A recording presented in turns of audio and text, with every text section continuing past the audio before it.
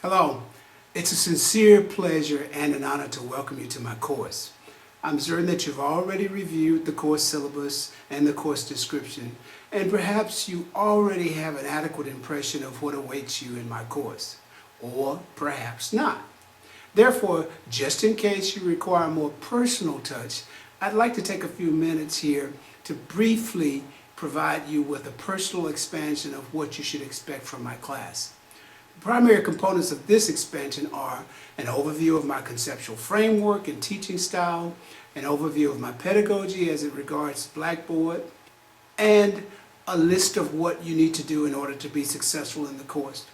And I also have some final comments about the Blackboard gradebook.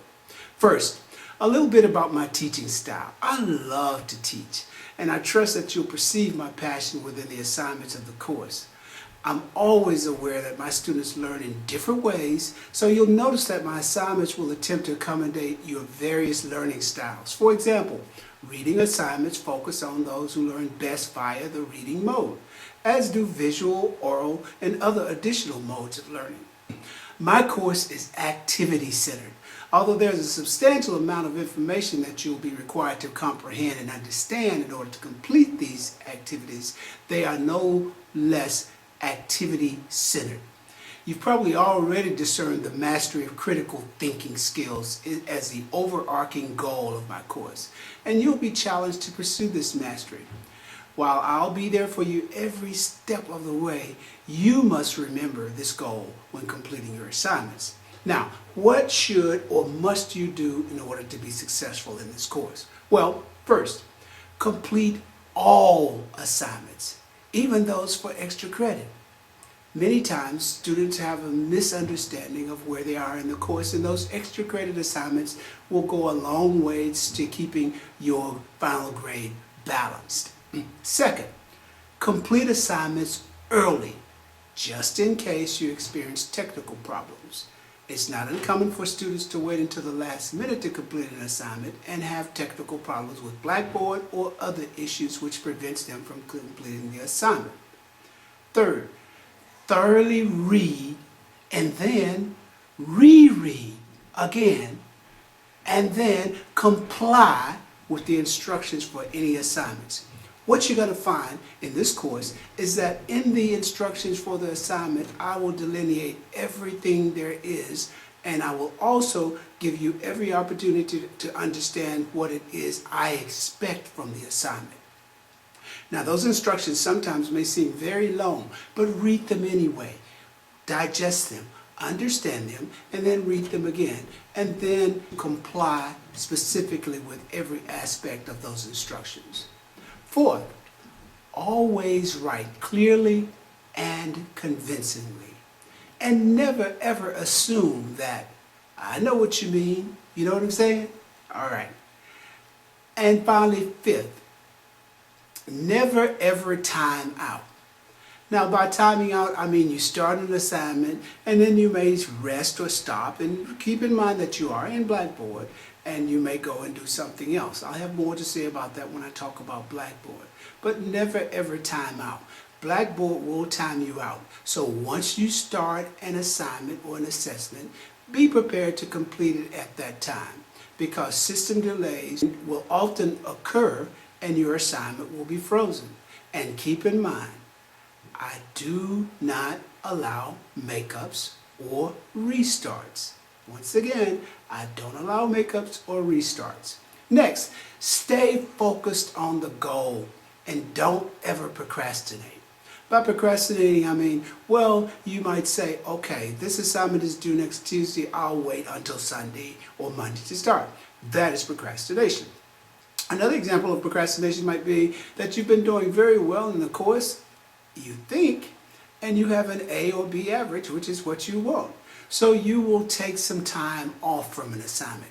You'll skip that assignment, or you won't do your very best on an assignment. Remember, your final grade in this course will be determined by an average of the amount of points possible that you should have attained compared with the amount of points that you actually did attain.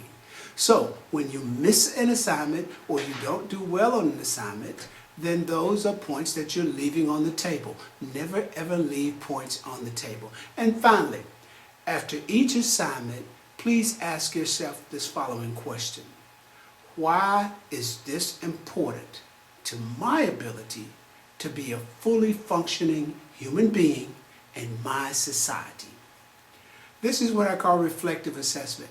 Now, certainly my hope is that every assignment will carry what we call intrinsic value for you. That is, that you will assign a value to this assignment that allows you to maintain it throughout your entire life. That is my hope, that is my wish, that is my prayer. That can't happen unless you self-reflect after every assignment and ask yourself that question. How is this important to me and my world? Now, just a little bit about Blackboard. You've already discerned that this is either a hybrid course or an online course. Now, if it's a hybrid course, it may appear to be an online course because all of my assessments and all of my activities are within the Blackboard environment. The only difference between a hybrid course and a Blackboard course in this case is that in hybrid courses, you have an opportunity to see me weekly, and we engaged in dialogues and explanations and discussions and things of that matter. Through Blackboard, that is not always the case, but never fear.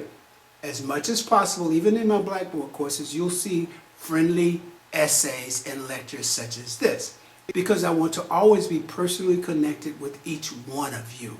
You now know what I look like, although I may not know what you look like. Please feel free to shoot me a video. You'll be working through my YouTube site. I take it that you've already subscribed to that. Shoot me a YouTube video. The more the merrier. I would like to know who you are and more about each one of you. Another aspect of Blackboard is the grade book. This one is rather problematic. You will generally have within your gradebook in Blackboard 2 columns. You will have the amount of points that you should have attained, possible points, and you will have the amount of points that you have attained. The problem with Blackboard is oftentimes it does not account for derivations and weighting certain assessments. It doesn't capture assessments that are outside of the Blackboard environment, nor does it count to a certain extent extra credit, because those are not computed in the total. So be safe rather than sorry, and always compute your own individual grade at every point in time. That's easy to do. First of all, if you look within the gradebook in Blackboard, you will see the number of assignments that are within Blackboard. Take the point total for that and add any other assignments that are outside of Blackboard to that. That is your total points possible. Then, if you look within Blackboard, it will tell you how many points you have accumulated. And then you simply compute the percentage from that. If you look at my course syllabus, you will see that a 90% performance in this case is an A, and it follows for B's, C's, and D's, and finally, unfortunately, for a failing grade. So compute those percentages of points that you've earned for yourself. Do this frequently. Once again, welcome to my course, and I trust that this will be both a meaningful and rewarding experience for you. Please know that I will never ever underestimate the level of trust that you've demonstrated by entrusting your learning experiences to my tutelage. I'm Dr. Roosevelt O. Shelton, KSU Distinguished Professor. I look forward to working with each one of you.